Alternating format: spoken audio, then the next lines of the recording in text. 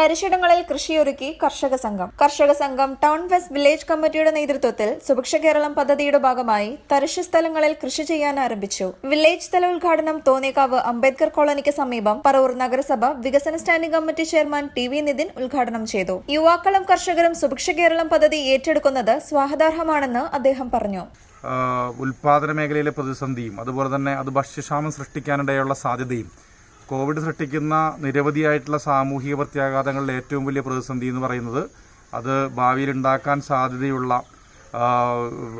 വലിയ ദാരിദ്ര്യത്തിൻ്റെ, ഭക്ഷ്യോൽപാദന രംഗത്തുണ്ടാകുന്ന ഇടിവിൻ്റെ, അങ്ങനെ കോടിക്കണക്കിന് മനുഷ്യരുടെ ജീവിതത്തെ പ്രതിസന്ധിയിലാക്കുന്ന ഒരു വ്യാധിയായി ഇത് മാറിക്കഴിഞ്ഞിട്ടുണ്ട്. പക്ഷേ ഈ കാലത്ത് പോലും ഇതുപോലുള്ള കർഷക പ്രസ്ഥാനങ്ങളും കർഷക സംഘം പോലുള്ള പ്രസ്ഥാനങ്ങളും ചേർന്ന് കഴിയുമ്പോൾ വലിയ മാറ്റം ഉണ്ടാവും.